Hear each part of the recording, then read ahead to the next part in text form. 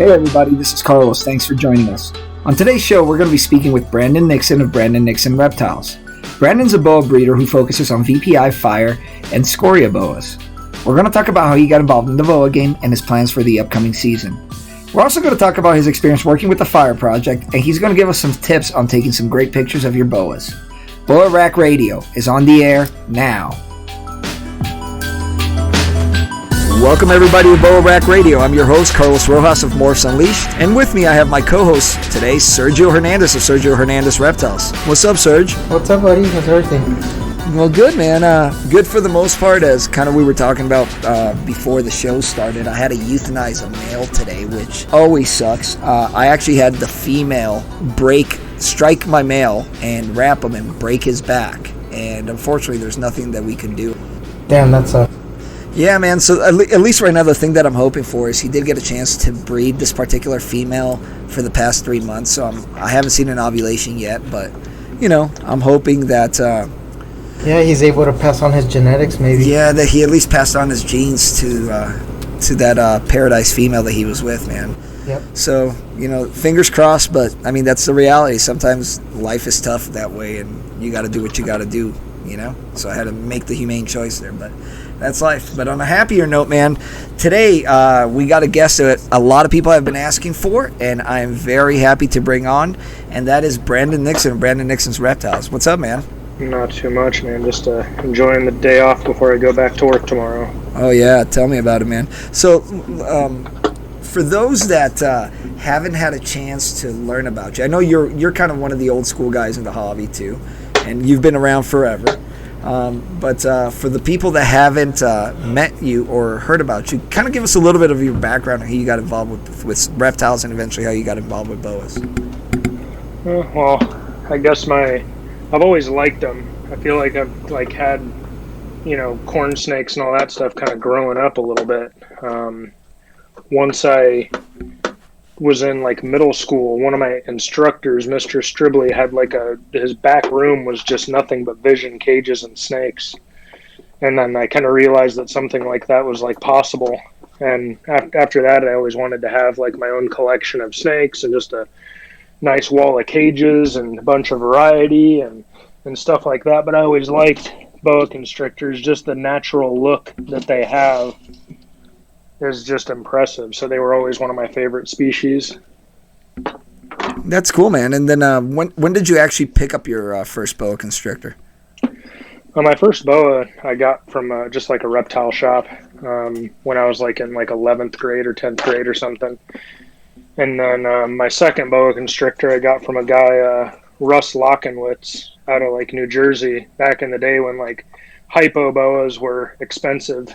Right, yeah. And I got a nice little animal from him, and then my next mutation was, some Anery longicatas, and then I got a motley boa from Steve Brockschmidt, who's also been in boas forever, and that was back again when motleys were I got a deal and I paid $3,500 for that thing. Wow. And I had a very similar situation as to what you had. I think the female actually killed that male because one day I came in and he was just dead. And, and they'd been courting and breeding for a while, and I had no idea what happened.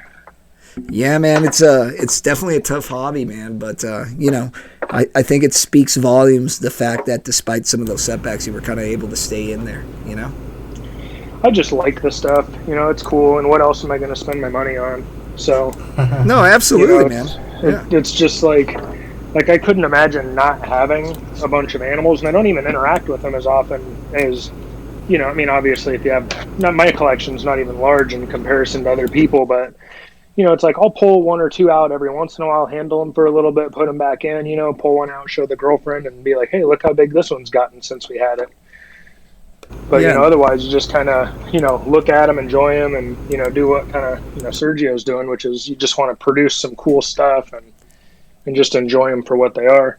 No, yeah, absolutely, man. So let me ask you, what are some things outside of boas that you're passionate about, or things that, take up your time outside of reptiles?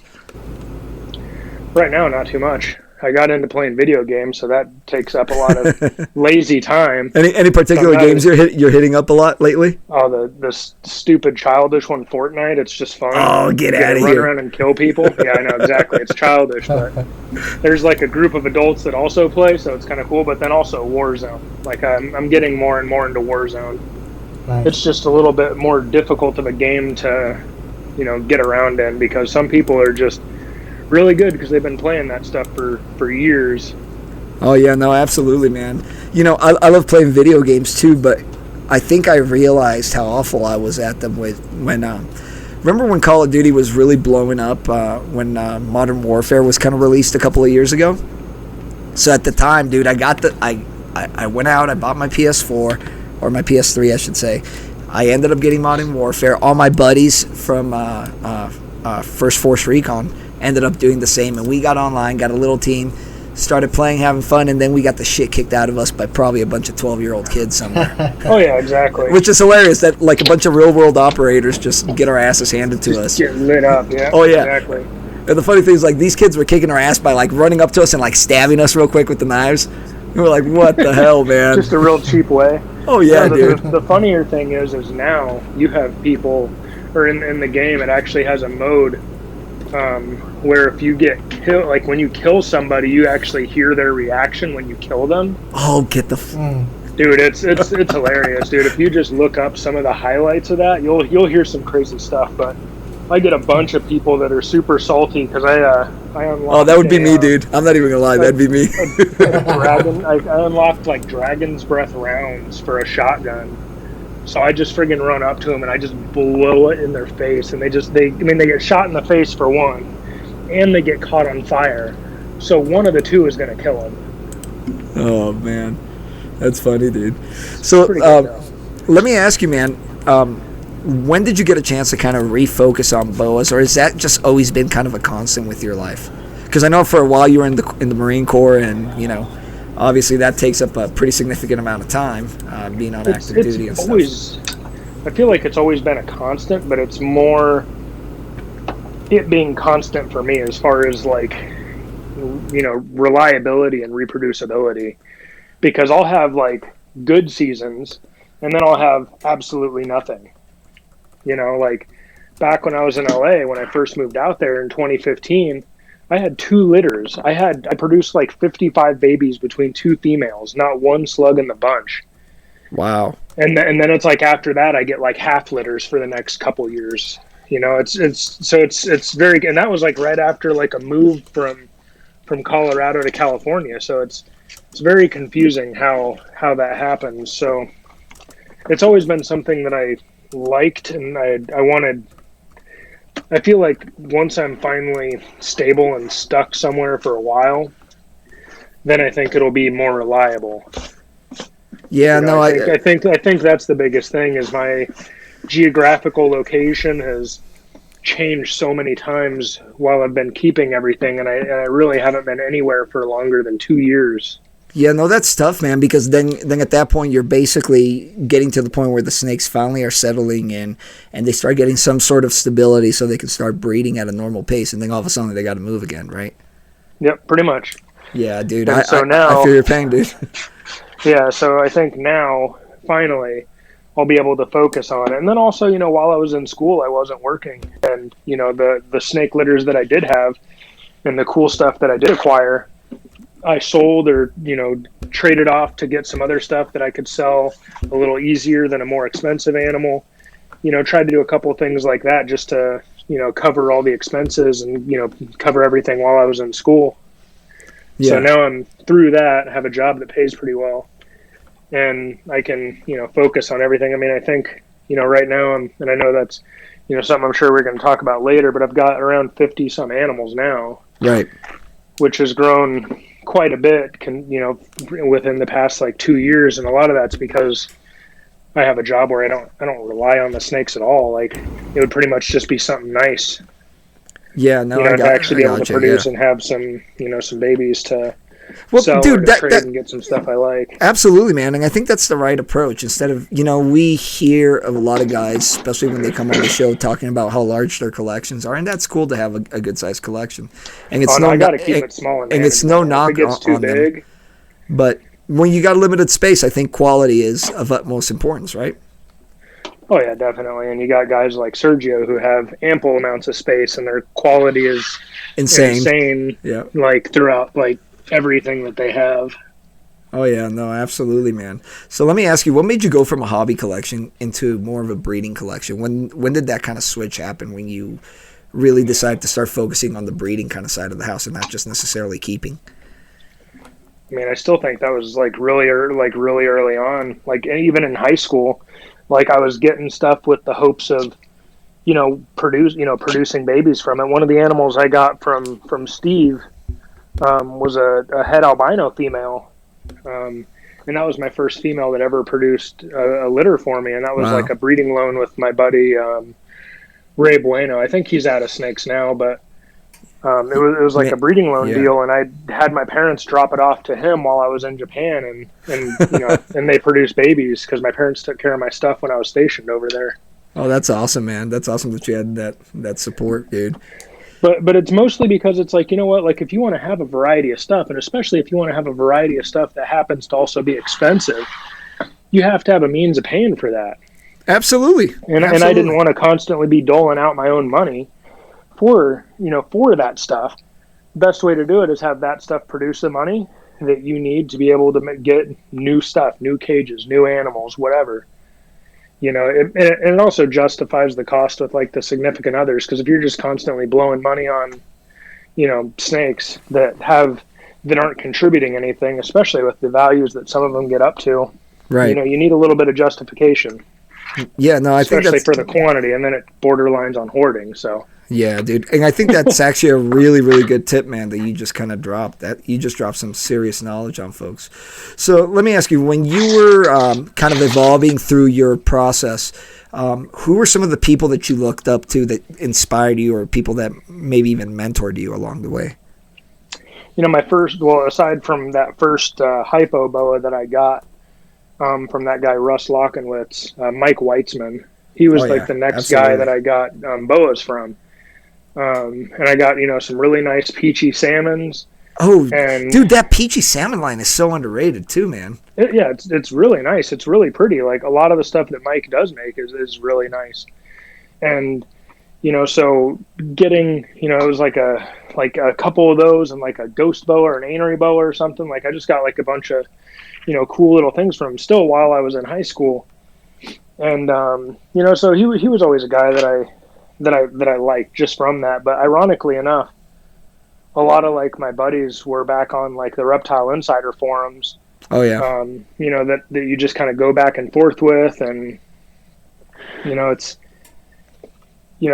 just kind of funny that you have like people that aren't even necessarily involved in boas that you're kind of like buddy with just because of where you're at. Because I was also part of a couple like ball python forums, even though I didn't have like any ball pythons at the time. So mostly Mike, and for a while there it was with Jeremy, just because I bought a lot of stuff from him when I re-enlisted. But I definitely made some poor choices there as well. And that was just due to being new.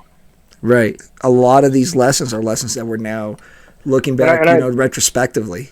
But dude, I made those same mistakes. I made the same mistakes as you. You know what I mean? I remember getting a re-enlistment bonus and just wanting to jump all over that. Dude, that's exactly what happened to me. Yep. And that's I try and help people whenever they ask about what they want, what they're going to get, and all that stuff. I try and like steer them the best way possible. But it's like you got to get what you like. Screw what other people like. But you also, if you want to make something that actually generates some sort of income, whether it's to pay for your collection or what, it does have to be like it has to be interesting to other people.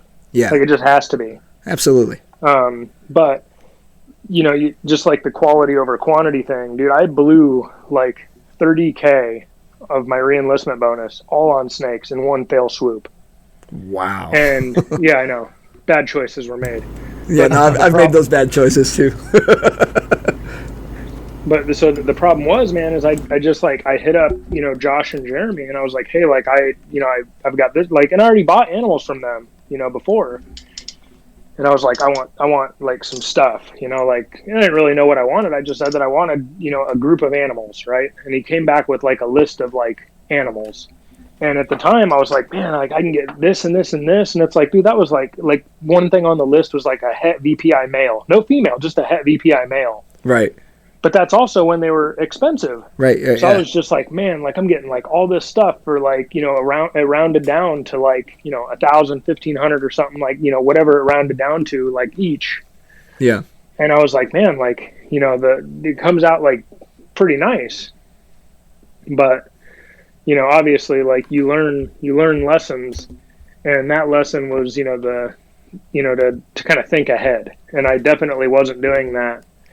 Back in like 2008, whenever I picked up that group of animals, because, by the time breeding that male, I would have just produced a bunch of posset females, which would have had like absolutely no value. Right. I would have like just a lot of the stuff that I would have made or did make from those animals. It definitely wasn't worth the amount of money that I spent. Had I just bought like a pair of VPIs or something and just got 2 animals instead of the group that I got, it would have been a way better investment. Yeah. I mean, that's the absolute truth, man. And I think we were all guilty of kind of making some decisions like that. Like, I know one of the things I've always kicked myself in the ass is that early when I was first getting started on this, and mind, this is like 20 years ago, dude. So, this is when albinos were expensive as crap. Oh, yeah. Was getting a bunch of possible het albinos, getting a group of possible het albinos, instead of going out and purchasing just a single pair of visuals that I could have, done relatively well with, And basically, by the time I actually produced some albinos, I had lost so much value there that, it was kind of an ass kicking, because at the time, dude, I was like an E4, So, I mean... Well, and that goes to what we had talked about a little bit before with the fire animals. Yeah. Because, I got those animals really early on. Mine were from 2011. Wow. So they were the second year that they were produced. So it wasn't necessarily cheap to get into, obviously, because there weren't any around. And the only person making them at that time was Jeremy. Right. And that was before any of the weird drama stuff happened. I mean, that was pre all of that, so they were going for a chunk. And, it's like that was like my learning experience. That like deal that I did where I got like all these things and paid like all this money for, I could have done the same thing and bought a pair of fires, which is what I did. And that pair of fires, like I haven't even had like amazing success with it, but I've had decent success with it, enough to recoup that investment, enough to pay for my living expenses while I was out in California going through school, just having 1 or 2 litters of those things a year. Yeah, no, absolutely. I mean, that's right. There's the dream, dude. I mean, that's what everybody's chasing, right? Yeah. Yeah. What was cool about it too is, during that time when you're producing and selling them, you didn't even have to work. It was able to carry you through, your living expenses, school and all that. So yeah, you definitely did it right though. It was good. Oh yeah, and then it's funny too, because Sergio actually has one of the first fires that I produced. That's awesome. Yeah, no, Sergio with it once again with his super sneaky collection. Yeah, I don't even know what I can talk about that Sergio has unless I've seen a picture of it posted on Facebook. Yeah, and then I'm like, all right, people know he's got that, so that's right. That's fair. Yep. So, man, let's talk a little bit about currently what your primary kind of project focus is. What are some of the animals that you're working with? I know because of the move, it's kind of hard to get all the pairings going, but what are some of the animals that you now have in your collection that you're looking forward to producing in the future? What's funny is it's really kind of all over the place now, just because of, like I said, I've been kind of reestablishing the collection and getting things up to size and just kind of the different things that I want, different things I want to explore. Like I had this super nice Arabesque blood albino call strain female that I got like a while back, but I had to sell it while I was in school because, again, got to pay for stuff. Right. And, so I picked up quite a few like sun dragon, kind of projects. A lot of that stuff is from a Tibor Pap. And then I also got a pair of the Roswell Laddertail double het blood albino from Mike Weitzman. Nice. So I'm trying to do, some cool blood albino combos with Call and Sharp. I got one of those amazing Sharp albino Posset bloods from Brad that he imported from Europe. And those things are just like insane. All the European lines, they're just cleaner because a lot of the guys over there, they do have smaller collections or higher quality collections. So they produce just dime pieces. They don't have an ugly animal. But aside from those, trying to work some VPI stuff and that carbon gene, the gene that Kenny Kenny's working on a lot with. I mean, that's like my favorite line of anery for sure. And I need to get more of it. I just have 2 animals from him now. Yeah, and I just picked up some visuals from Kenny, man. So I'm looking forward to grabbing those off of him, dude. I think by far the carbon line is the best looking out of all the anery lines that are out there, man. Oh yeah, the whitest it's so clean. Is the dull, like the white is white on it. You know what I mean? You're not looking at a grayish color. Oh yeah. In the background, the white is white, and then the black is black and gray. You know what I mean? I think the first time that somebody produces the equivalency of like a panda pied, right? I think that's going to wind up coming from Kenny's line. Oh yeah, I'm sure, just because of how white those things are. Yeah, and I'd be foolish to go after any other line to kind of establish that first. And and I've had a couple of buddies of mine that have, just one in particular, because I generally only talk to a couple people, but he was saying he was kind of like hesitant about that only because everybody else has the Type 1 line of anery to go in their projects. And I'm like, that's exactly why I don't want to do it, because you don't know what you get. You get some animals that are more yellow. You get some animals that are more white.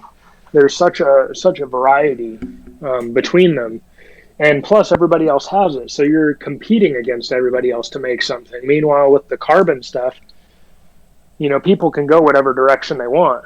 I mean, obviously everything's kind of centered around the Aztec because that's where it originally kind of came from. Right.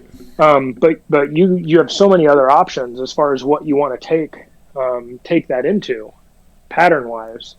Yeah, no, absolutely, man. And as a matter of fact, I think I was goofing around Morph Market the other day, and I saw that Kenny still had a couple of visual carbons out there for what I think is like an absolute steal of a price. I'm surprised those things haven't been snatched up. You know what I mean? I think some people are going to be kicking themselves in the ass in a year from now. Yeah, I keep talking to him about getting one of the males, but I keep dragging my feet, and I hate it. But I got sidetracked a little bit with, a bad word of ball pythons recently. Yeah. And a lot of that is because I've seen people, like Always Evolving Pythons. That dude's been keeping for, a couple years now, like 3 or 4 years or something like that, Miguel. And that dude's basically like right up there next to Justin, who's like #1 in ball pythons, basically. Yeah, and that speaks to the power of media too. Yep. Oh yeah, he built a facility. He did all this stuff. He did all that stuff with ball python money. Yeah. And the main reason why I'm like, I'm going to get into that stuff because I like some of the ball pythons, and actually almost every ball python I have eats frozen thawed. And that was always the biggest hang up for me, is I didn't want to feed live.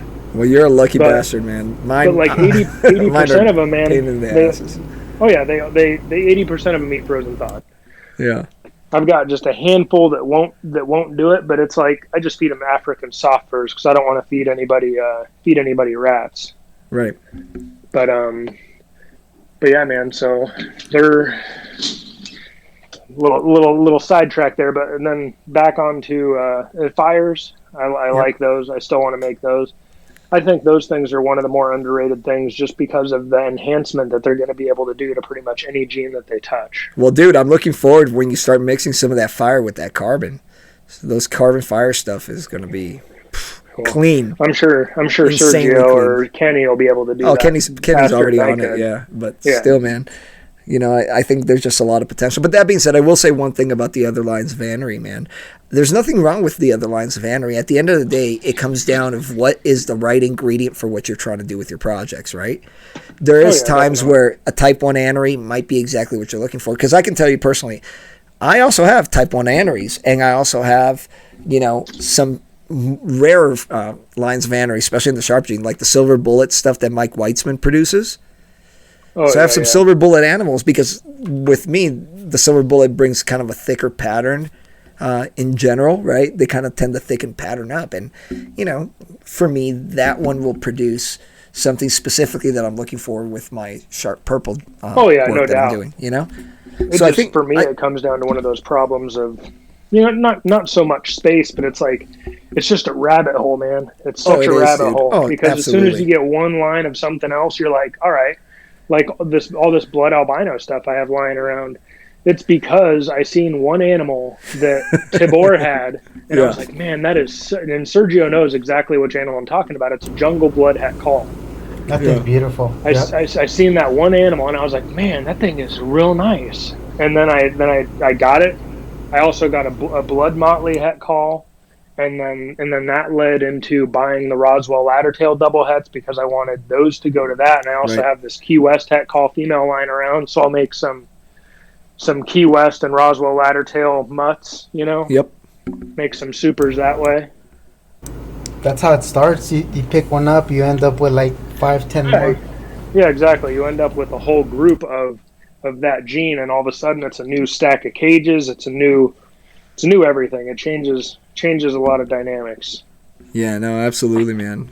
And like you, man, I've gone down the ball python hole a lot. The good thing is finally I think I'm getting a little more control on that end, and I finally specialized on a particular gene that we're trying to drive forward with my buddy Eric Griffin of Prison Pythons, man. So we're focusing on the Monarch gene, which is that one's nice. I got the Ultramel. Yeah. So it's similar, I guess, right? Yeah. Color wise. I'm mostly working with the Ultramel and Sunset stuff. That's kind of my route that I'm going. Yeah, no, that's a great way of comboing it, man. We're doing a lot of Monarch and Sunset, Monarch and Puzzle kind of mixes over here.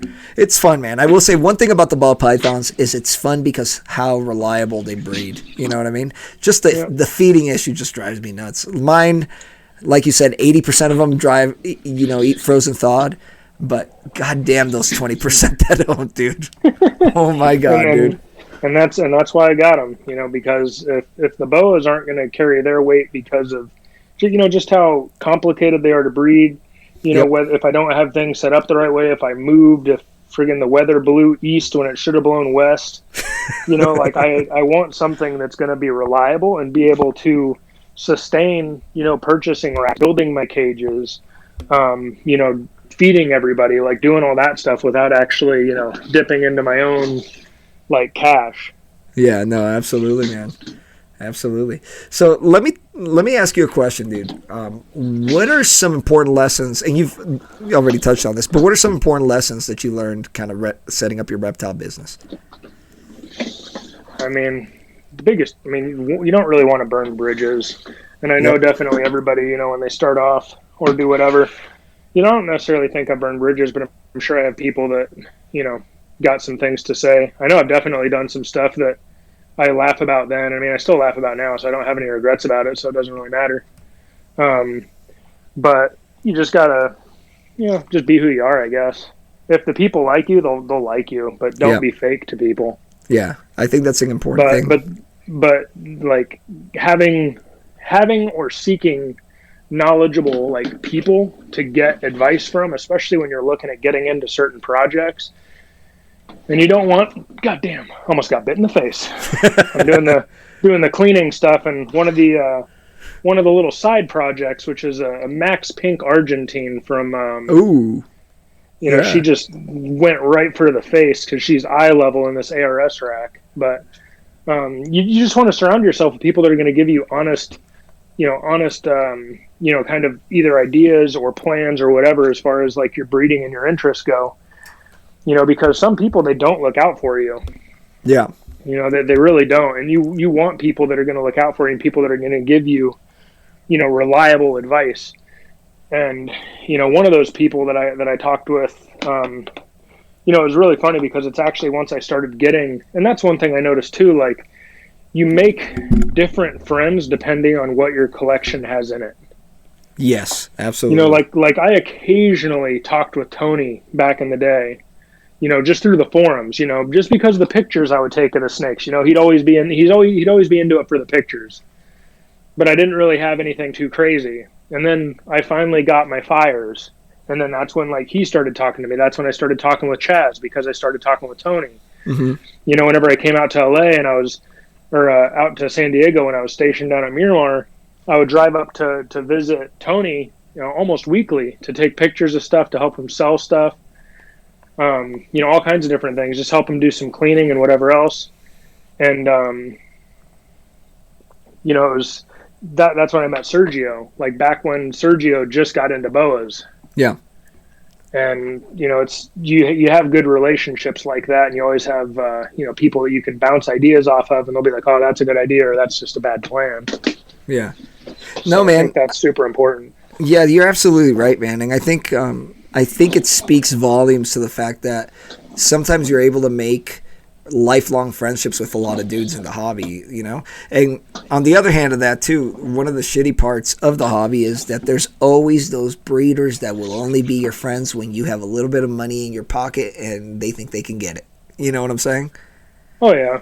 And it's true. And, you know, sometimes I feel like everybody's guilty of that, because there's definitely been people that, like, that I've talked to, and they talk about buying an animal or whatever. And, you know, it's like, well, still, like, I don't know. I feel like it just goes in waves, but also it's because sometimes people are just busy. They got a lot going on. Like, I'm sure Sergio would talk to a lot more people if he had more free time, and he'd show a lot more stuff if he had more free time. But I've never met somebody that works more than Sergio. Yep. Like, that guy's always got some stuff going on. Yeah, take a vacation, Sergio. I can. He's probably doing some stuff right now. He is, dude. You know he is. I'm updating my breeder list. Yeah, good luck.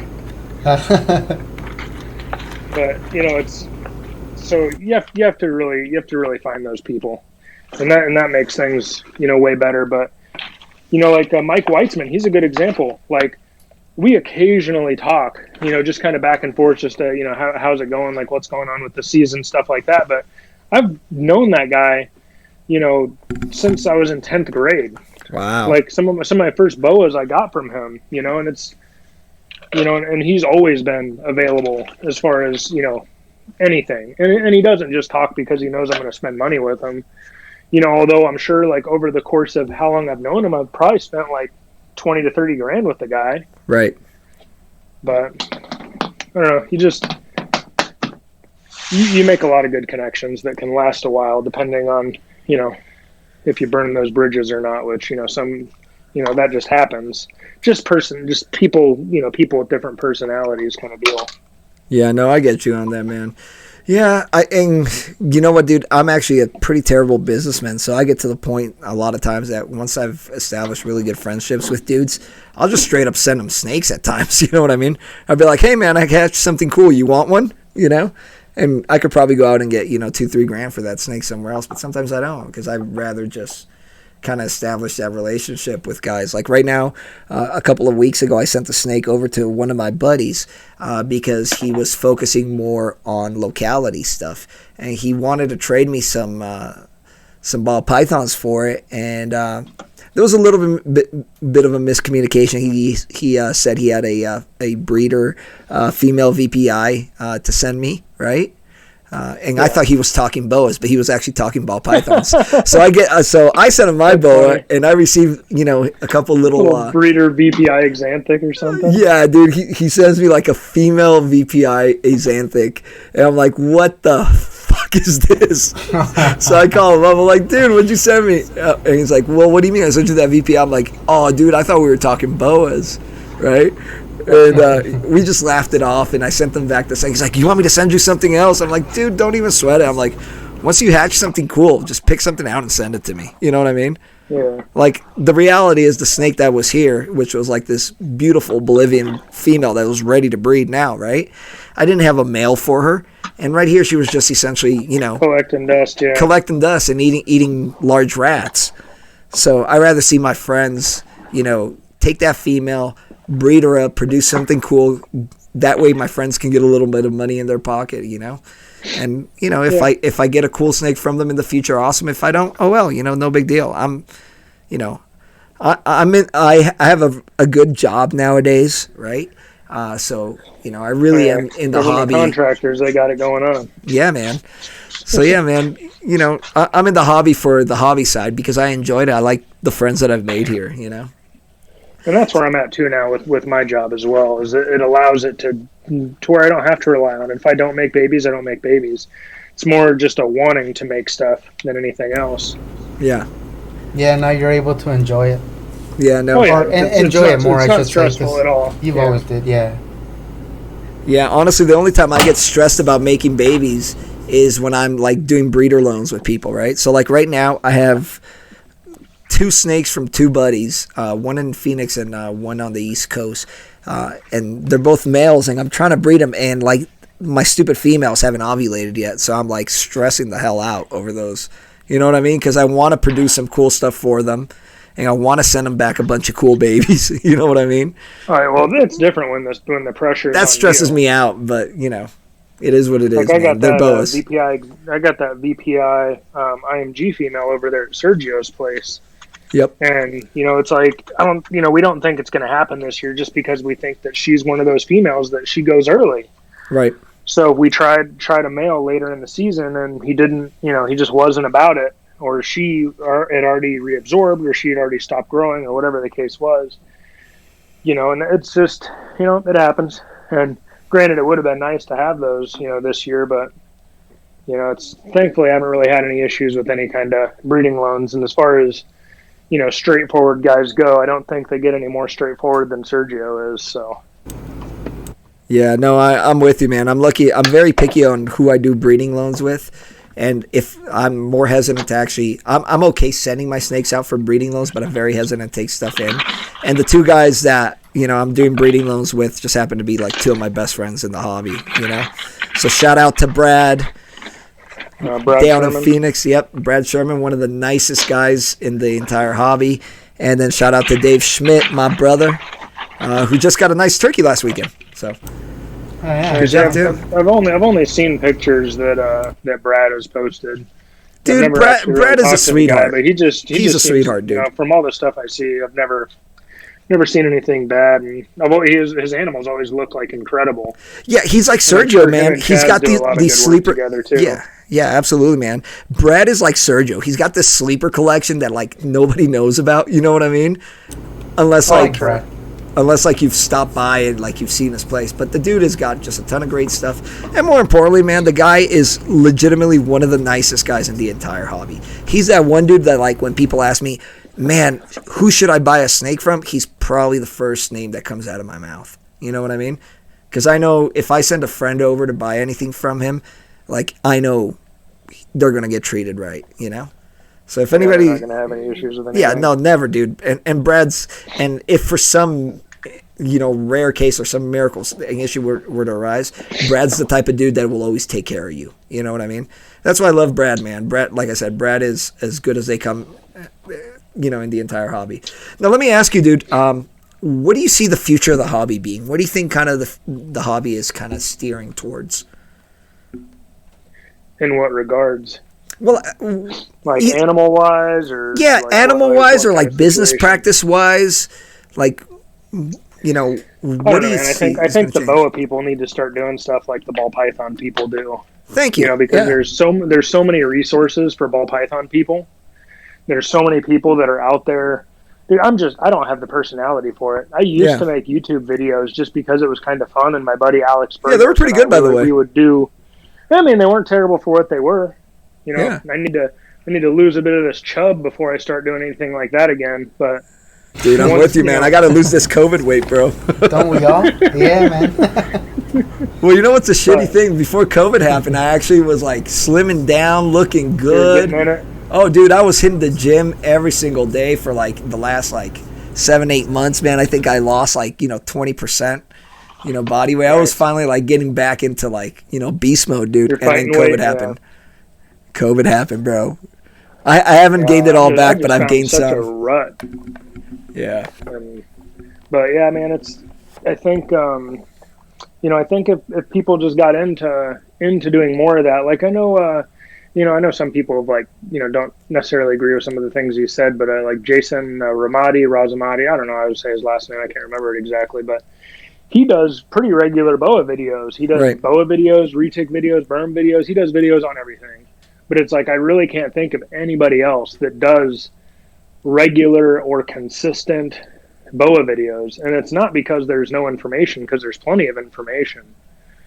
But there's just not the same kind of excitement that there is for other stuff. Like, I can't go on YouTube and find like boa videos that I like or that are entertaining, or not even entertaining, because I don't really like entertaining. I like informational. But you don't get the same excitement as you do as like when you watch like a Justin Kabelka video or one of those ones from Miguel at AEP. Yeah. They showcase things differently. They go over like their breeding. They go over like their record keeping. I mean, they go over pretty much everything, which, like I said, you don't have people like that in boas. Everybody just kind of keeps their mouth shut. The closest thing you have to that is Gus's new book that like re-released. Yeah, which I've read through a couple of times, trying to fix any errors or anything like that, and that I have that might, be impeding, reproducibility and stuff. Yeah, dude. And, the thing is that it's not that we're lacking people with, those type of personalities. So, for example, like I think a guy that I'm surprised hasn't really started, hit like a hardcore YouTube channel, because when you talk to the guy, it's super infectious to see his excitement, is Mike Roscoe, right? So, like, Mike Roscoe is a boa guy that like, you talk to him, he gets you hyped up. You know what I mean? He's the busiest guy next to Sergio. Oh, yeah, dude. Yeah. He's that guy's busy. But he has the resources, I'm sure, with the people that work for him, for his shop and stuff like that, where he could put out something like that. Absolutely, man. So, Roscoe, I know you're listening, man. Let's get that YouTube channel going, brother. It's going to be good, man. So he's had Dave over there a couple of times. And dude, the videos with him and Dave are great, man. Oh yeah, they turn out great. Yeah, exactly. Because he's got plenty of eye candy. He's got plenty of cool stuff. And tons of information too. No, absolutely, man. So hey, boys, we're gonna take a quick break now, and then when we come back, I want to talk a little bit about photographing boas. Okay? Sounds good.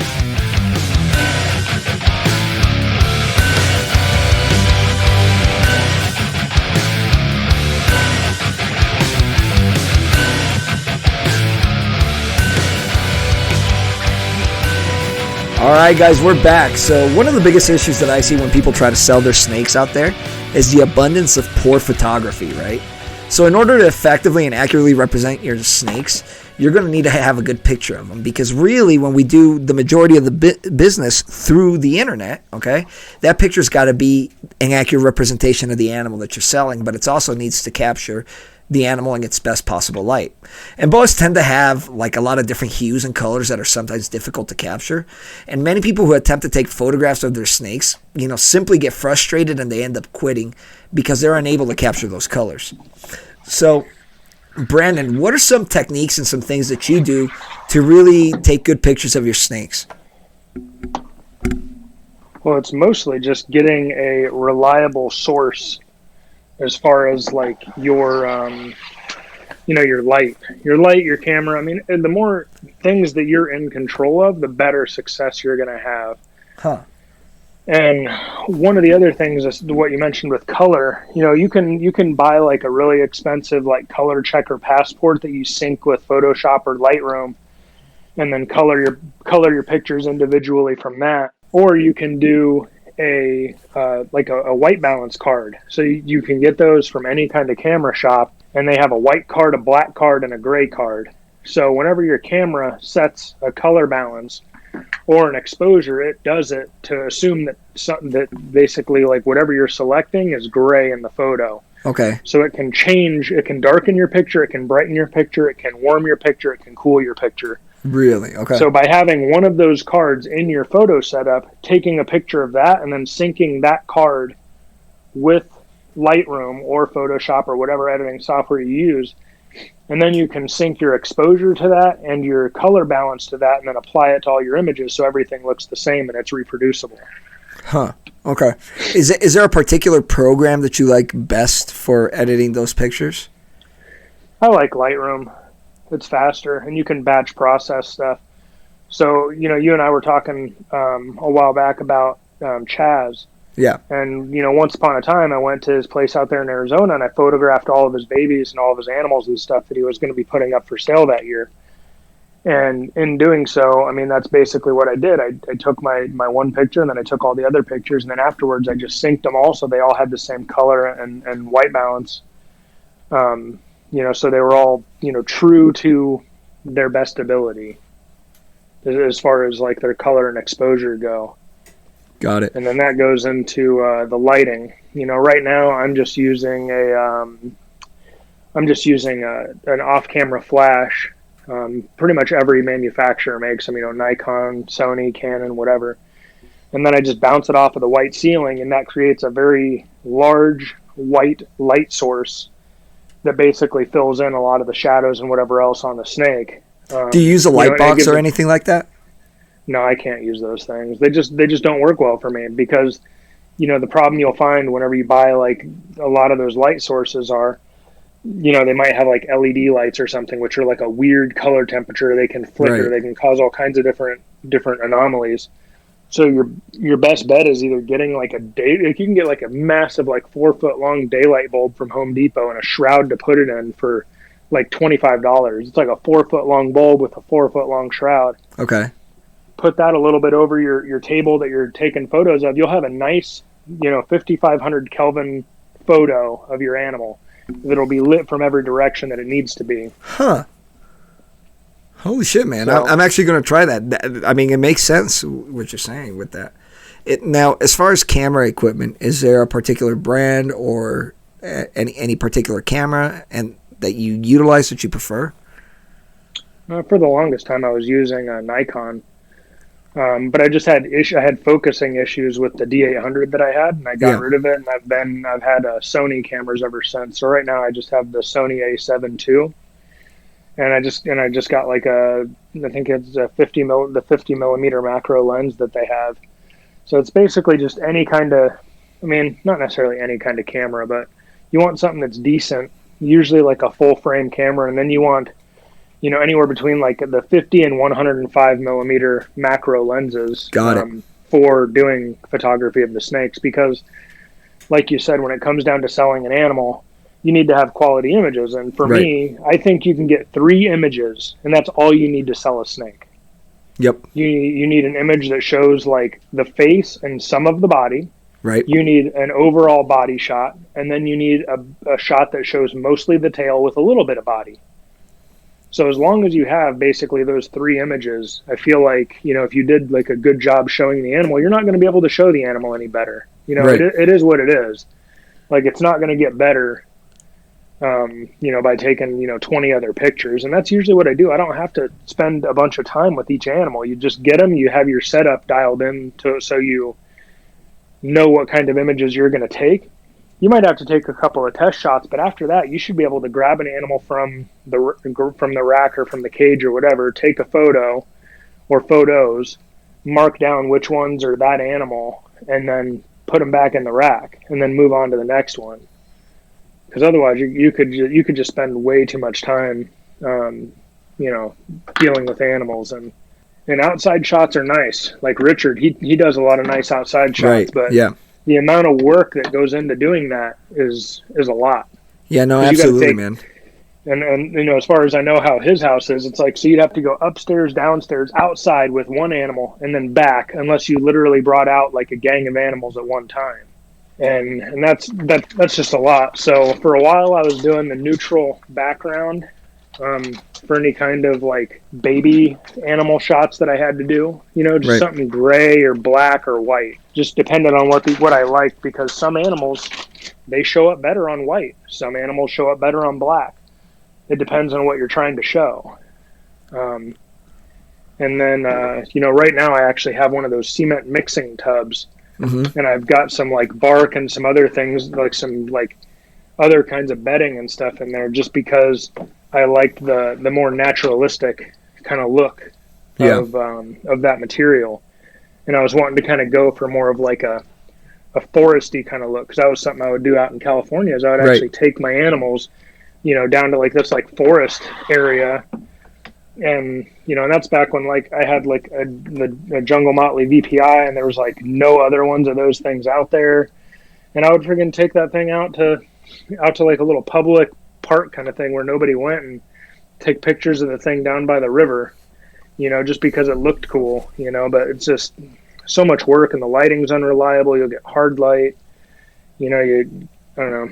It's just a lot more reliable when you have the stuff in the house and you don't have to kind of mess with your settings every single shot. Yeah, no, I think that's pretty much on point, because I think the more things you have in control, the easier it is to fix any variables. Let me ask you, man, what are some of the common mistakes you see out there when people take pictures? Some of the things that just make you kind of roll your eyes when you're looking through like Morph Market, for example. Well, I think a lot of the people on Morph Market do a better job than people on Facebook. Oh yeah, absolutely, dude. Like, I feel like a lot of them, they'll have like a solid colored background and call it good. And for the most part, those things work, but sometimes you see issues where they're too far away from the animal. So you have like this 18-inch snake that takes up 25% of the image just because they have so much extra stuff on the outside. So simply cropping it or moving it closer to the animal would work. But secondly, just the focus. The focus is, it just looks soft because they weren't using something that was more like a higher quality. Like they're like, oh, I'll just use my cell phone, and that's good enough. And whenever you upload those cell phone pictures, the quality degrades. Yep. So the image degrades. It maybe doesn't show the animal exactly the way you wanted to show it, and you could potentially be losing sales because of that. Because at the end of the day, you're not selling an animal online; you're selling a picture of an animal online. Dude, that's a fantastic point. Yep.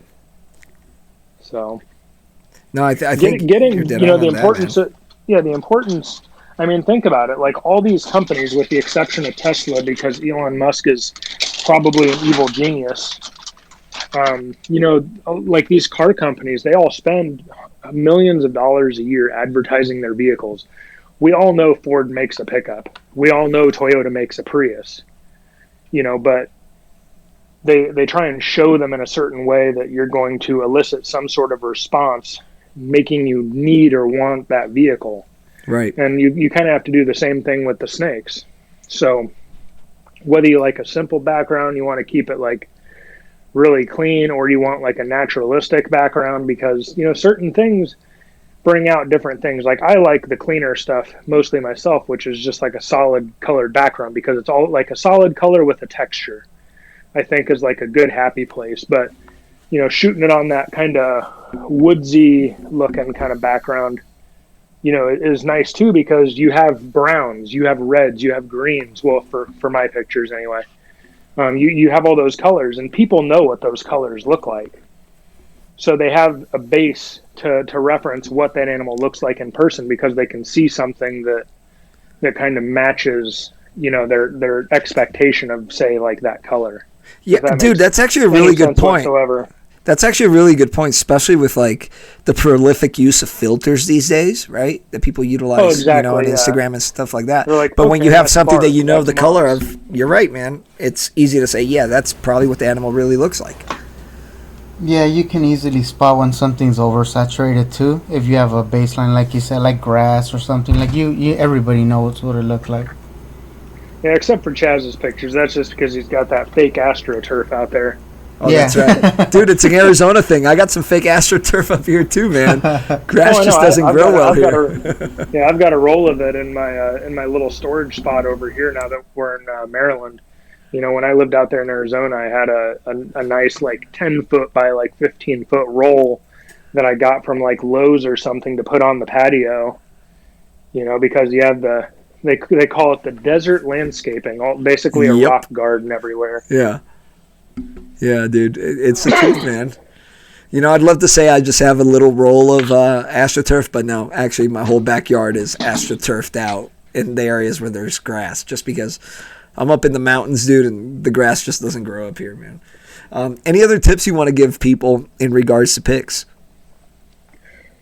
I mean, that's pretty much it, man. I think everybody, you know, it's mostly just focusing on your posing of the animal, which that's the only part that can get frustrating. But the longer you mess with the animal, is there an ideal pose that you feel like really tends to show boas really well? Well, I like having them at a 45-degree angle. You know, when you're taking a picture at a 45-degree angle, because it gives you them at a slant, so you can see the full head, the full body, the tail.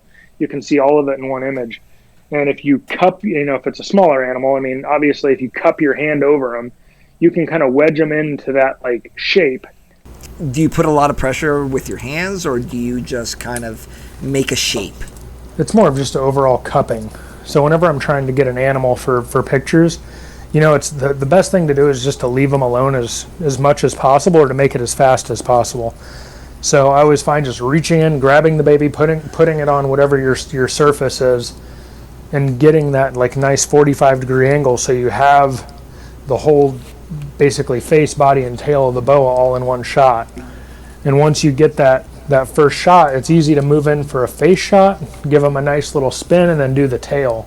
Yep. I feel like the longer you have the animal out and the longer you're tinkering with it, the more likely you are to not get the shot, because they do the jack-in-the-box thing. Oh, yeah. Where they just stretch their body out, and then you end up with so much wasted space on the image, and then people can hardly get an idea of what that animal actually looks like, because it's all background at that point. Yeah, no, I think you're absolutely right on that, man. And then plus the other thing is, obviously, if you're utilizing any sort of artificial lights and those lights are close to the animal's going to heat up. And the more the animal heats up, the wilier, you know, they like to get. Oh, yeah, definitely. Cool. All right, guys. So now we want to talk a little bit about the Fire Project. So obviously, Brandon, you've been involved in the Fire Project since kind of the early days. And for those that are unfamiliar with the Fire Project is one that has been surrounded by kind of controversy since Jeremy Stone first imported the Super Fire from Brazil. Rumors and details about the importation, along with its potential association with Amarali boas, has kind of caused, you know, a few people to steer away from that project. But for those who have had the foresight to get into the project and to stay in the project, they've been rewarded with a gene that not only produces a white snake, as we all know, but it's a gene that enhances the appearance of many other genes in the hobby. So with that being said, Brandon, since you were one of the early proponents of it, why did you choose to start working with the Fire Boa?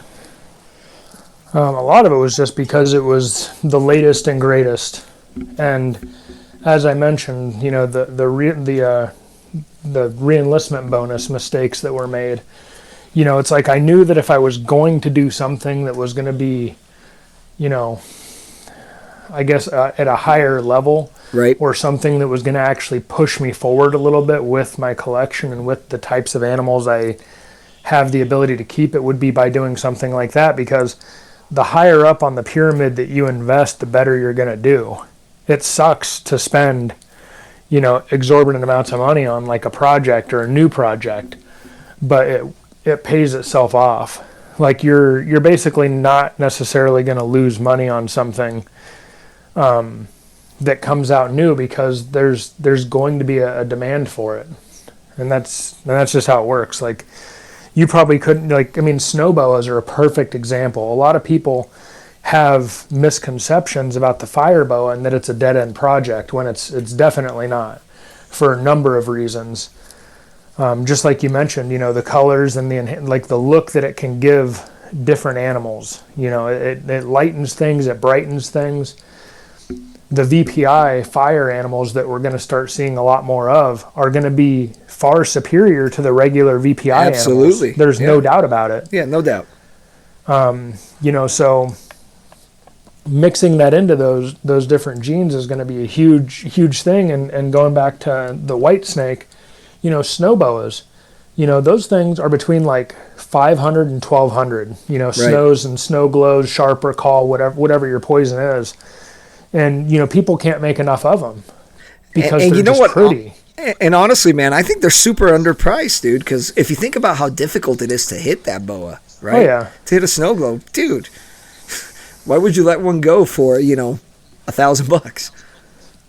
Oh yeah, and I mean, obviously things have gotten a little easier to produce them nowadays with albinos het snow, and more people having just like a snow male to take to their albino het or anery het female, so they're producing like half a litter of them. But nonetheless, though, there's still enough demand to where people will sell out of those animals and try to wholesale purchase other snows and snow glows and whatever from other people just so that they have stock. Right. Because at a reptile show, not most, but probably a lot of the people that go to a reptile show, they're going there because it's a reptile show. They want to check stuff out. They want to look at stuff, and they might see something and be like, wow, that is cool. And they want it. And they don't care about what it makes or what it does. They just know that it's a pretty animal. They know that it, has some color that they like. They know it has a pattern that they like. It just appeals to them visually. And, years and years down the road, when there's a gang of these, leucistic boas that are being made, the pet trade would love those things. Like I know, people have issues keeping those like Mexican black king snakes in stock. Right. Because you get a lot of people over in like the Asian countries that just buy those things up because those solid colored animals have some sort of appeal to them for whatever reason. And by the way, those things have like tripled in price in the last 3 years. Oh yeah, exactly. Because there's not enough people making them. Even though they're colubrids and they produce a lot of babies, because you can like double and triple clutch them and do all kinds of other crazy things you can't do with boas. There's still a lot of people that want those animals. And if there's too many people that want the animals and not enough out there, the prices are going to go up or they're going to stay the same. And that's what's going on with snows. Like, you're not going to see those things go lower. Yep.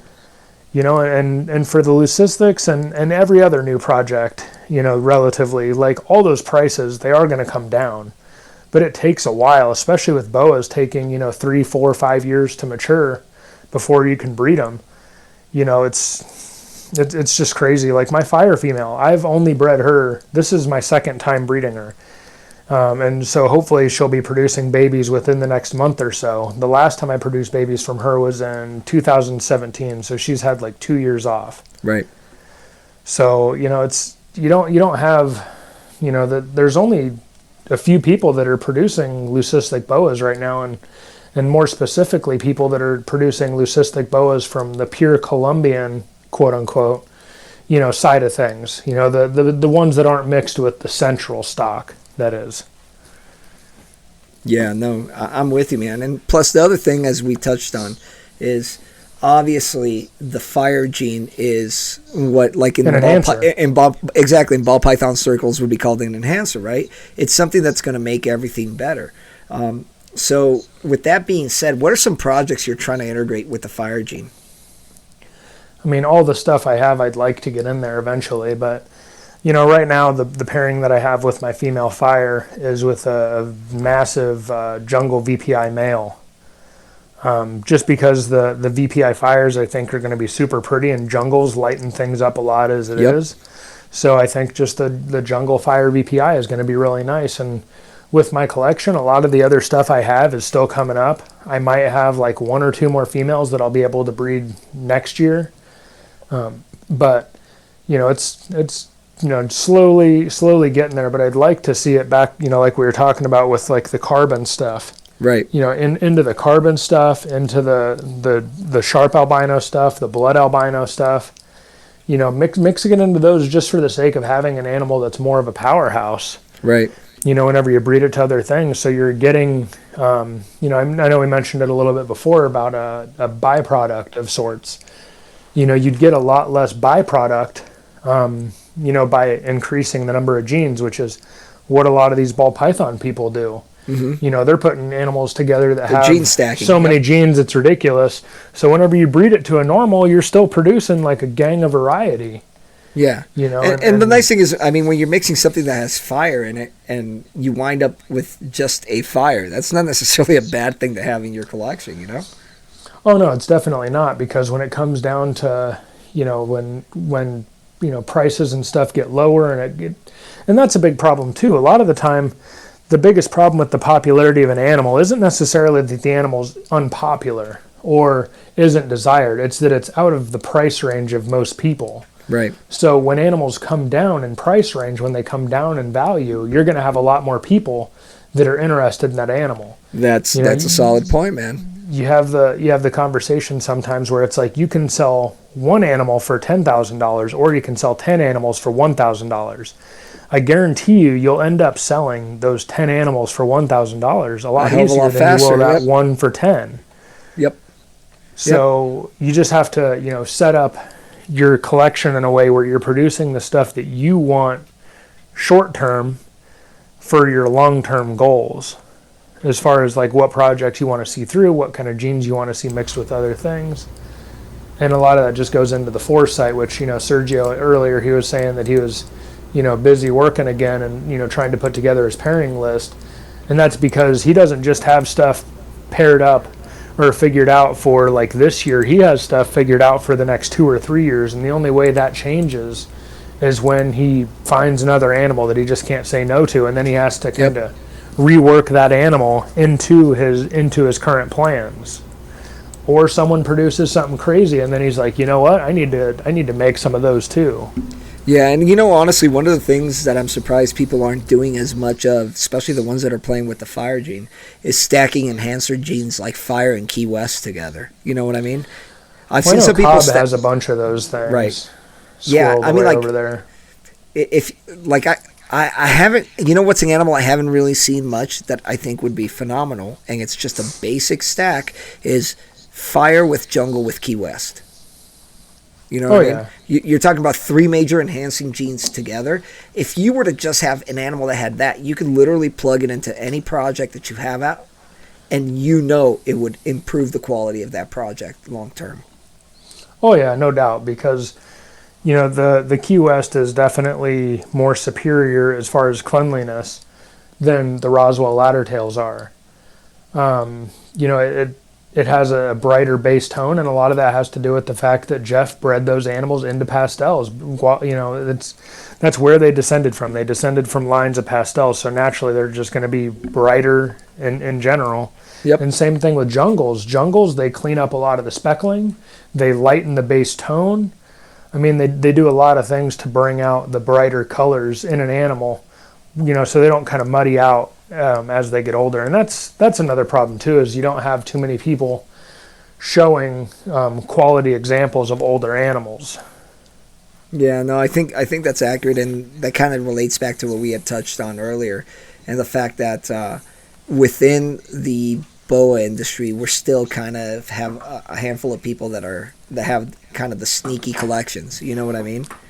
That don't necessarily want to share them. Some people it's because they're too busy, but other people it's legitimately because it's like, when you have a really good fishing spot, you don't necessarily want everybody else to go there. You don't want everyone else to know about the spot, Yeah, so I get it.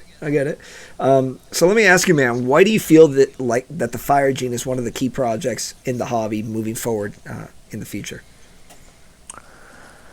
I just think people are going to start wanting nicer adult animals, and I think one of the best ways to do that is by having like an enhancer gene that can kind of brighten things up or lighten things up for like salmons, like hypos. They look amazing as babies, but a lot of the times they brown out and they get uglier as adults. But having a hypo fire changes that. They stay nice and colorful. They stay bright. They stay clean. They don't dirty up nearly as much. So I think when people start seeing and understanding that the fire gene not only produces a white snake, but also makes their other animals just better and cleaner and brighter, it's going to start to appeal to more people. And, all it takes is, it's just like in, stuff with like in the ball python world, when Justin makes like the magmas and the Pompeiis and all that other crazy stuff. People all of a sudden are like, oh my God, I need spot nose. Oh my God, I need Enchi. I need, whatever else, other like red stripe. Red stripe is like I get confused looking at a normal red stripe. Well, dude, it was a garbage gene for a long time. Let's be honest. You know what I mean? Exactly. And then all of a sudden you put it in the right thing, and it's like, man, that added all kinds of flair to that project. Absolutely. You saw red strips going from $150 to like $1,200 almost overnight once the Magma stuff came out. Oh yeah, I'm sure, because just everything that Justin touches, it goes gold basically as far as like the projects itself, because of the ingredients he puts in there. And I think that's what it's going to take for boas. It's going to take animals looking the way that they looked as babies as they do adults. Retics are the craziest one as far as that's concerned, though. Like a baby albino retic is going to look the same exact way it does when it's going to look the same at 17 feet. Right. Like it's insane. They like don't change colors for the most part. Like what you get is what you get, and with other animals, it's it's a little bit of a bargain. That's why I think that the carbon fires are going to look just insane. Or like a carbon snow fire is going to look just insane, because the cleanliness and the white of that anery line with the cleanliness of the fire, I think they're really just going to complement each other quite well. Yeah, and then plus, I think fire hasn't really been utilized as much as it should. Like, how often are you seeing fire integrated with sharp? Very little still, you know what I mean? I can probably count on one hand guys that are really working the fire and sharp together, Oh yeah, I mean, there's only been a couple instances, like the random, sharp Lucy that Chase made. Yeah. And it's like, aside from that, it's like I haven't really seen other sharp albino, fire animals. Same thing with, call albino fires. You still only see like a handful of those things out there. Yeah, absolutely, man. Well, awesome, guys. We're going to take a quick break, and then when we come back, we're going to do the Dirty Dozen.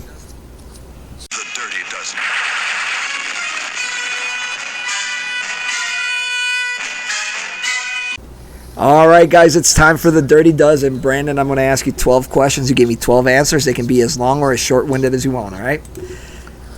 Sounds good. All right, brother. Number one, what's the size of your current collection?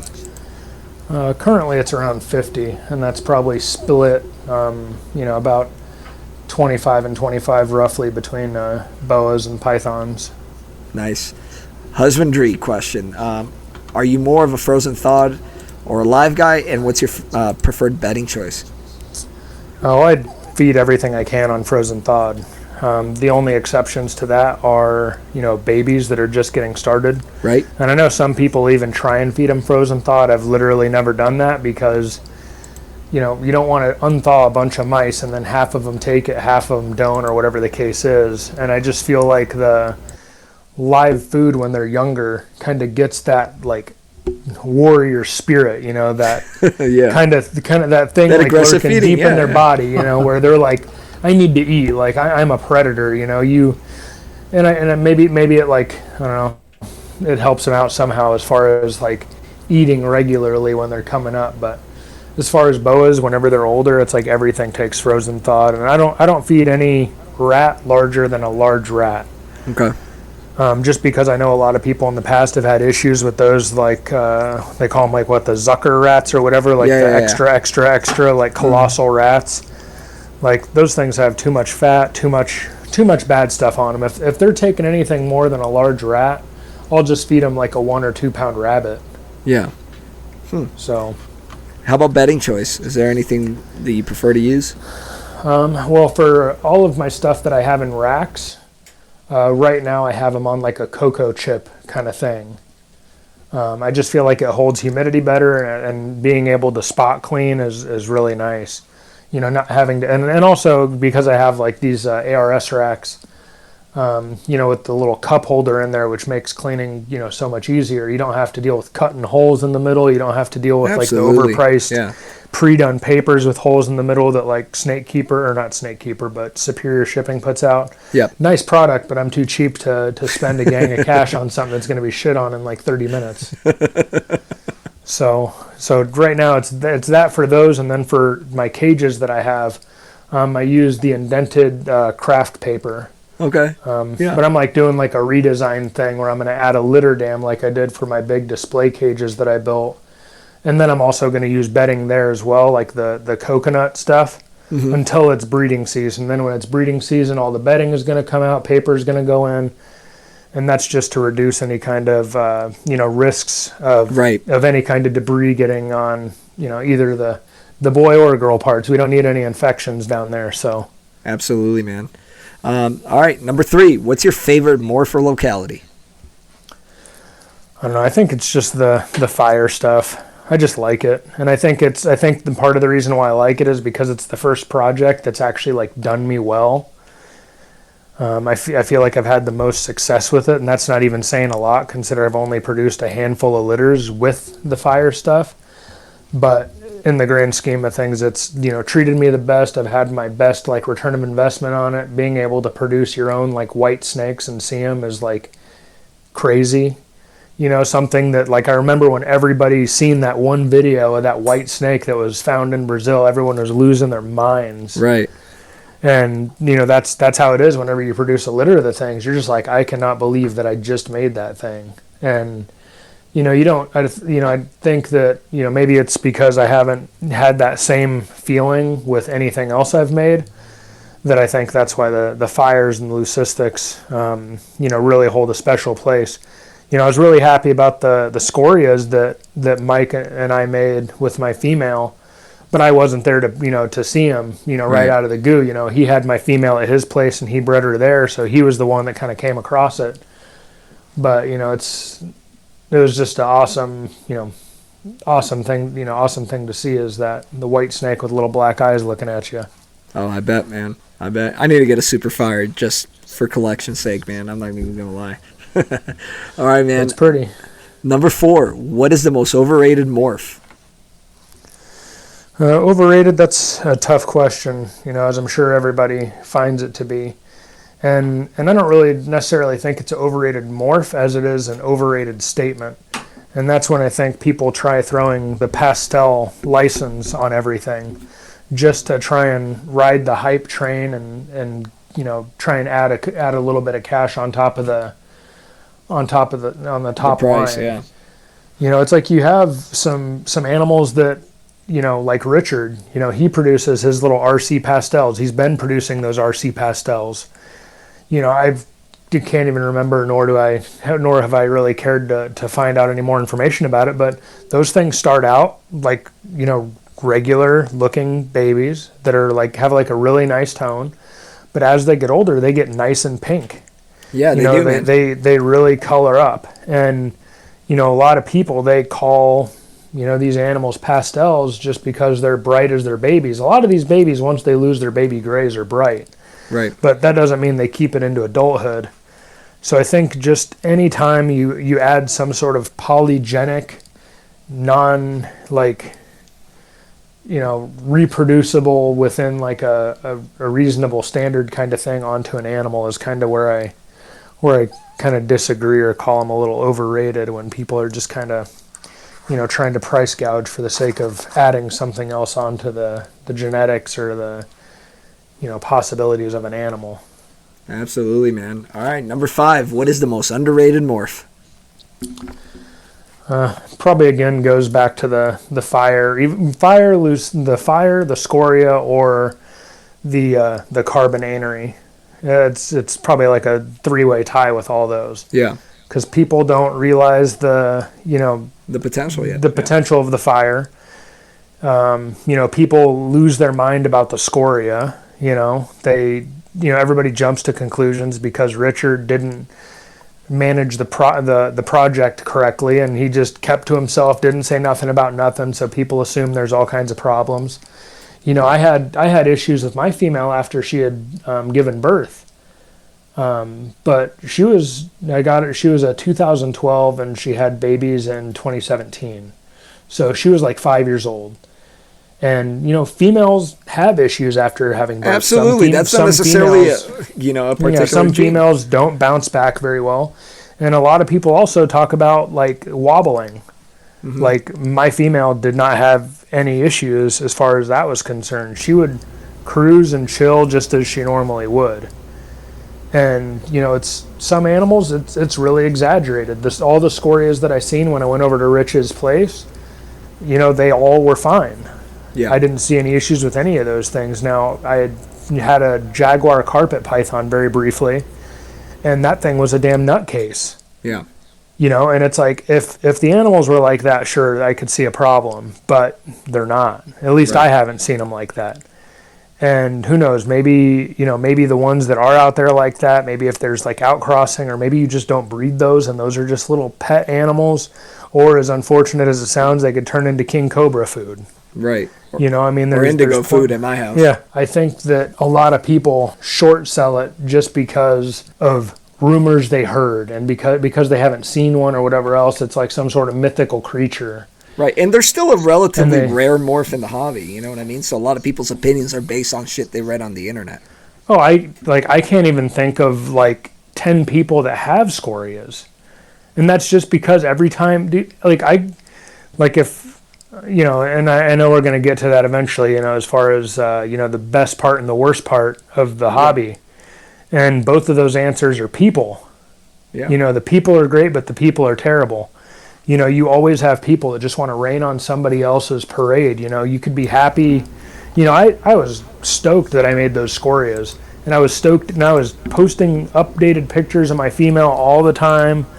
I posted a couple of videos of her, and every single time you'd have a bunch of people that come in there and they're just talking nonsense because of stuff that they heard from somebody else that heard that from some other guy. And I think a lot of those things cause problems which make that animal less popular as it should be. And it's an incredible animal. Absolutely. Like, you're talking about an animal that's like a peach orange kind of color with almost no pattern and just like a couple little blocks on the end of their tail. Yep. Like, that's wild looking. And that's, mind you, another animal that really hasn't been explored much as far as outcrossing with other morphs.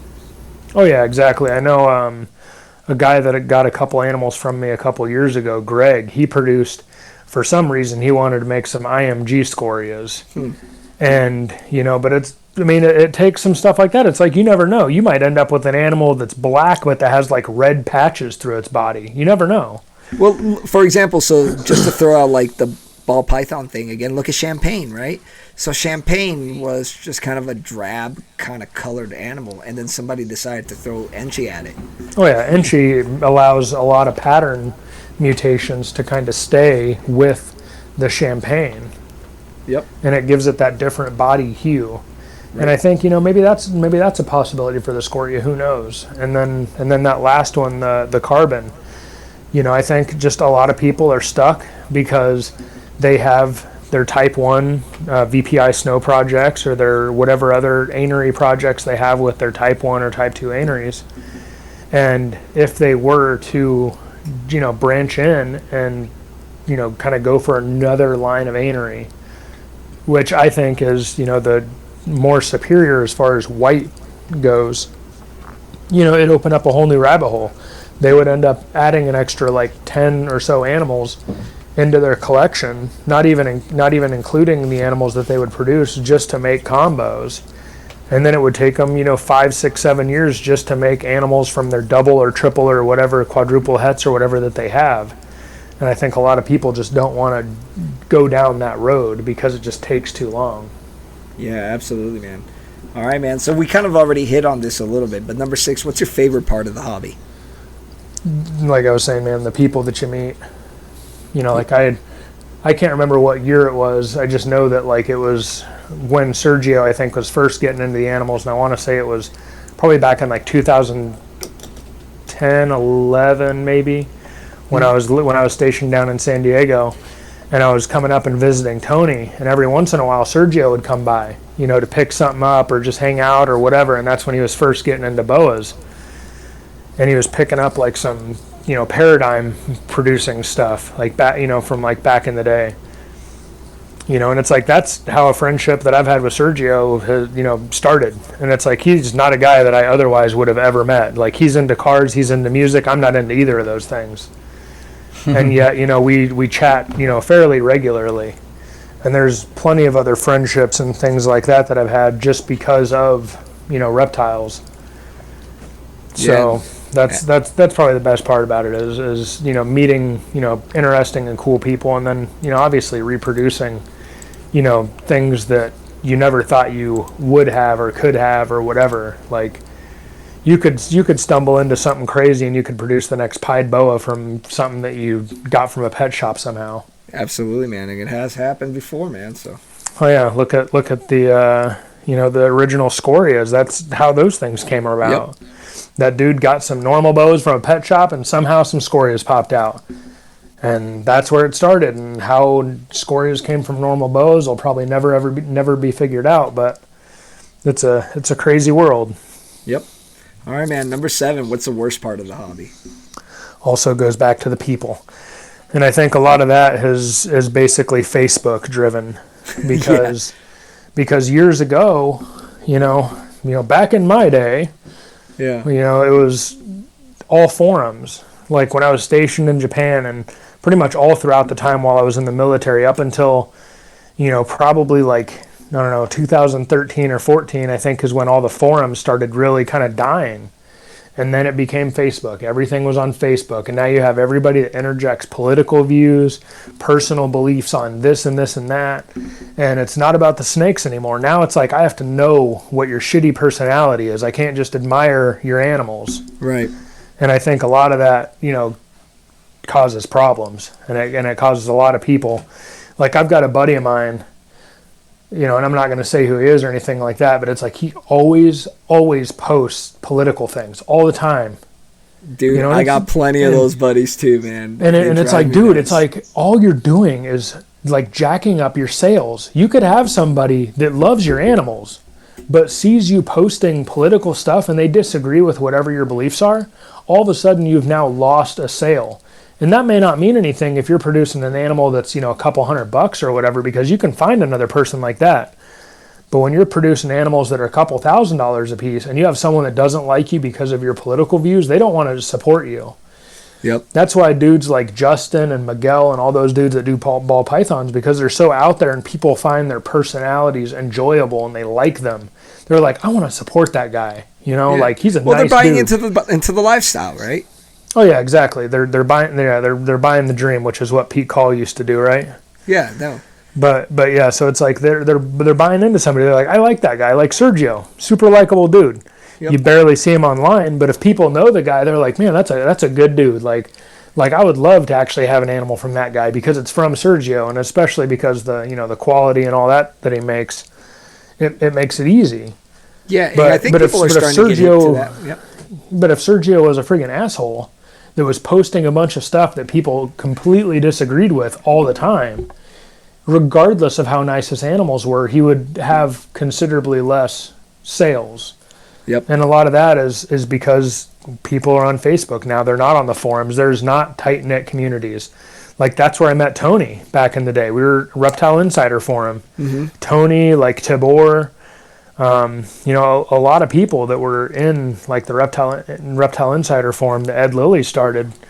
It was like everybody knew everybody. Everybody knew, like, everyone would post their collection pictures.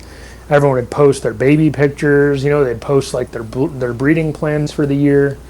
Everybody was like super open, and now things just get lost so easily and so quickly. Because of like Facebook, because of just the need information now kind of thing. And the poor newbies that come into the hobby, they post one thing and they get friggin' lit up from 20 different directions. And they're like, man, screw these people. Yeah, you know what? And I think it kind of that speaks to what I call the 3 phases of Facebook boa keeping, right? You got your newbie phase where you are open-minded, you have a lot of questions, you're just trying to learn and do the best that you can for your animals. And sometimes you take great advice, other times you take absolutely shitty advice, but simply you take what you can take because you don't know, right? And then you get to that point where somebody's in the hobby for, like, let's say a year, and now they think they fucking know it all, right? So you got the second phase, which is the know-it-all area where, according to this guy and according to this, you shouldn't do this or you shouldn't do that. But yet they still haven't been in the hobby long enough to know shit, right? Well, they're regurgitating the information. They're regurgitating info, exactly, man. And that's the biggest problem I had, because there was a couple big forums back in the day, and the biggest, there was Reptile Insider, and then there was redtailboas.com. And that one I couldn't stand. I couldn't stand it, but that's a whole other can of worms. But it's that same kind of mentality. There was some dicks on that one, dude. I know exactly. Yeah, absolutely. It was just a shit show, and you'd have people like that, and then I don't know, man. That part of it, like, ruins keeping a little bit, and it's like that's why it's nice to just not post anything. Like, if I were to look on my Instagram right now, I can't even remember the last time I posted a picture of any of the animals. And it's just because I keep to myself. I got like a handful of people that I talk to on a, somewhat regular basis. Sometimes it's about snakes, sometimes it's not. But other than that, it's much nicer, a lot less stressful just to keep to yourself. Yep. You just keep to yourself, you clean your cages, you feed your snakes, you try and put some stuff together. It's way less stress. Back when I was like posting stuff all the time and putting stuff in groups and dealing with people from all that stuff, it took a lot of the fun out of it. It just got so frustrating. So I just kind of I'm just going to stop doing that. Take a note from Sergio and just chill out. Yeah, dude. Well, I think you guys have reached like the third phase of Facebook boa keeping, and that's the we don't really give a shit kind of phase. Or essentially, you're in it you're basically the only reason you log in is to check out cool snakes, talk shit to your own friends, and that's about it. And maybe help a newbie here or there. Yeah, but most of the time we're just looking. Yeah, we're just looking at posts that the intermediate phase makes, and we're just rolling our freaking eyes. Yeah, sometimes I'm like starting to reply just to help someone out, but then you got everybody's gonna chime in, and so many times I've typed something. And then I'm just like, nah. I erase it. I'm like, screw it. Or I'll private message. Like, I'm not going to get into this thing. Yeah, exactly. It's like, forget it. Well, what's the worst, dude? At least, not worse in a bad way, but worse in a hilarious way, is when you have, like, those people that are regurgitating information that will sit there and try to correct guys like Mike Wiseman. You know what I mean? I'm like, bro, you have no idea who the fuck you're talking to right now, man. And it's not even to put someone like Mike on like a pedestal. No, it's not, man. But he's just been around forever. Like, yeah, exactly. He's been around for a long time. Like, he has a method that works, a method that clearly is reproducible, and a method that has made his business and him very successful. And then you have people that come in and they're like, well, that's not how that works. So you have to do it like this way and this way and this way. And it's like, you were out of your mind. Yeah, absolutely. Absolutely, man. All right, man. Painful stuff. Number 8, what other species do you keep and why? Just like we talked about with the ball pythons. So I got a couple ball pythons. I also have a couple Burmese pythons. Ooh, nice. Yeah, one of my... Morph Burmese or just Burmese? Yeah, morphs, yeah. Nice. What do you got? I got a pretty good size, probably about a 13 or so foot, like hypo granite female. Oh, smoking. Yeah, she's really pretty. She's like easily one of my favorite snakes. Just because like I can open up her cage and she'll just cruise out. Yeah. She'll just be like, oh, hey, what's going on? She'll come out and say hi, basically. That's what it feels like. I know. Dude, when those things are raised right, they're fantastic, dude. They're so Oh, yeah. Yeah. I got like a little a hypo het lab female that's coming up. She's like a little picky. Like, she doesn't want rats. She still wants mice. So eventually she'll break of that. Yeah. But she comes out just super fast, and I'm like, I'm not sure if it's inquisitive or like, a little nippy. I'm not sure. But a little retikish. Yeah, but she's chill, like when you handle her. And then the other one I got is a green granite male. Yeah.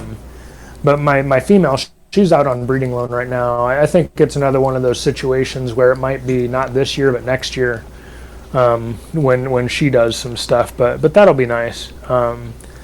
Other than that, the ball pythons, and then I've got a blood python that I'm probably going to get rid of relatively soon, just so I can focus on a couple other things too. But yeah. I've got like 20-something, 25, I don't know, some number of ball pythons. And I actually want to start getting a little bit into some colubrids as well. You know what, dude? Like I've got a little really, really pretty Red Bull female. And I'd like to get a couple more Red Bulls and even like the white-sided bull snakes. Yeah, no, man. You know what? Actually, I've avoided colubrids almost the entire time that I've been in the hobby. And I mean, I think I bred my first boas back in '98, dude. So I mean, like I've been into it for a while, dude. But I avoided colubrids up until this year. And then that's with the exception of indigos. I've always had indigos kind of in the background. Indigos are barely a colubrid. Yeah, those things are their own beast. But no, man, this year my 5-year-old daughter really wanted a milk snake, right? So I got her milk snakes are pretty. A pair of like T-positive Nelson eyes, right? And dude, those things are so badass. And now all of a sudden I'm like, I catch myself on Morph Market looking at like milk snakes and king snakes. And I'm like, maybe I should. See, I don't think I want to go with king snakes just because they can just be real jerks sometimes. Well, I like mountain kings, dude. Like those things are cool just because I do a lot of field herping. And I love seeing those things in the wild. It's different. Like, it's different finding them out in the wilderness. Yeah. But for me, I like the bull snakes, and I actually really think that those palmetto corns are really cool looking. Dude, those things are badass. But right now, like the next animal I get, because I finally like I was mentioning earlier, I've got some sunset stuff that I was paying off from Brock Wagner. Yeah. And I finally like got that done like a month or two, like 2 months ago or something. I don't know, a while ago. Yeah. And so the next animal that I'm like for sure still planning on getting is one of those carbon aneries from Kenny. I was gonna get a male that he had that he just never ended up selling, this adult anery Aztec male, but he decided to keep him for breeding. Yeah. And my whole point was, man, I was gonna get that thing and I was gonna try and put him with like my Fire female. Yeah. And he decided to keep it. So then I basically then it would basically go down to picking up a baby. And then I was like, man, like it wasn't as much of a priority. So that's when I was like, I'm just going to get these sunset animals real quick and, build that side up.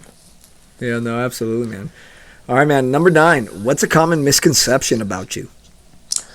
Honestly, I don't even listen to anything about me, nor do I know anything about me as far as what other people say. So that's a good way to be, couldn't tell you. That's a good way to be.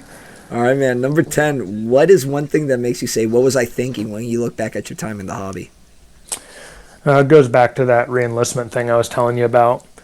At that point, I didn't really have anybody to guide me. I didn't have anybody that I could really talk to or anything else about like what I should do, what I should get. No like solid kind of mentor kind of situation.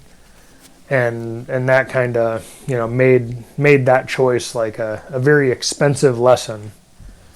So that's one thing I definitely regret doing is not that I did it, it's what I did it on. Yeah. And it's not even, because of it, and it's nothing with like Jeremy either, because, it's like someone comes up to you and they want like a bunch of animals. It's like, you tell them like, oh, I want to get like a group of animals. You're like, you hear that as a group of animals, not a pair or a trio. So you put together a very well-rounded little platter for them, almost like a little sushi tasting. Right.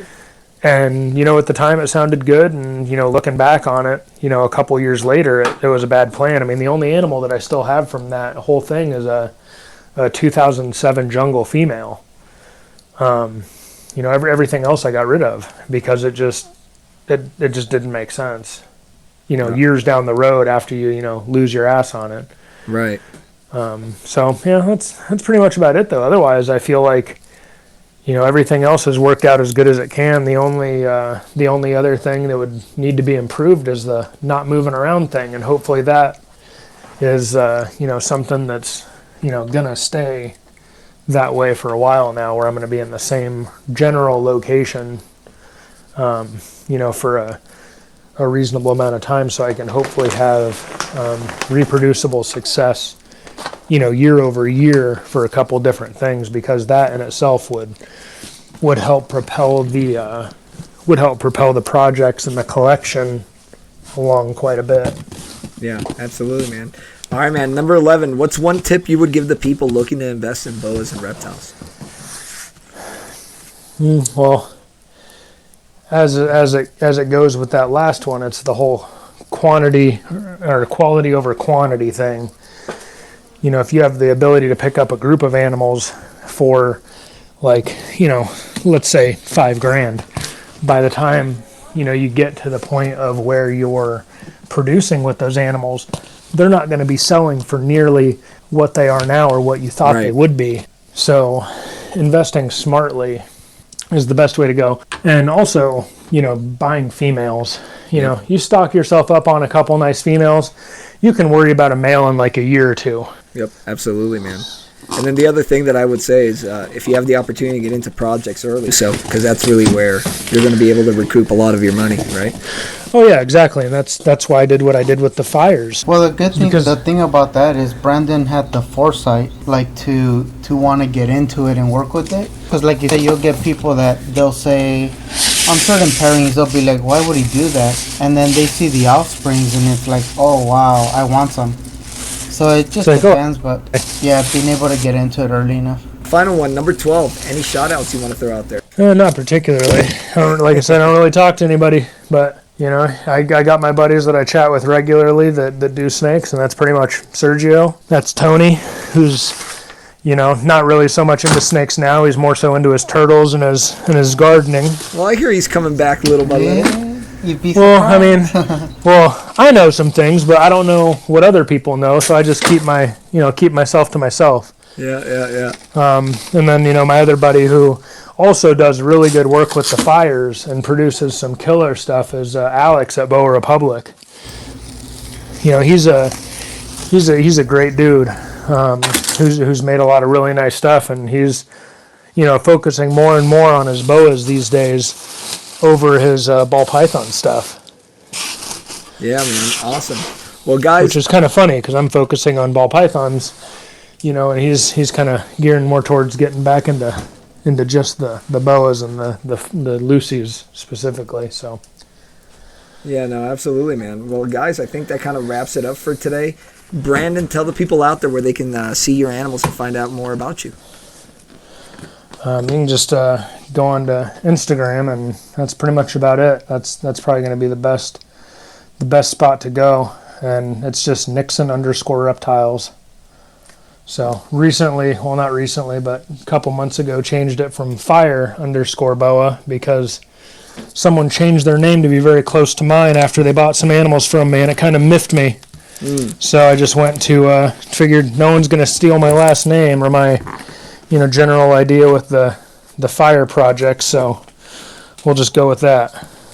Got it, man. Sergio, tell the people out there where they can find you. Yeah, on Facebook it's just Sergio Hernandez, and Morph Market and Instagram it's Sergio_Hernandez_reptiles, and that's about it. Perfect, man. And then over here, guys, you can find us on Instagram under Morphs Unleashed, and also on Morph Market, Morphs Unleashed.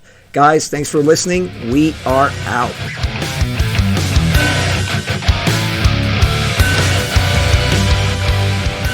Guys, that was a great episode. Thanks to Brandon Nixon of Brandon Nixon Reptiles. Join us next time as we speak with Kenny Saito of Boa Affliction. We're going to talk about what it's like to start a new project and his work with the carbon gene.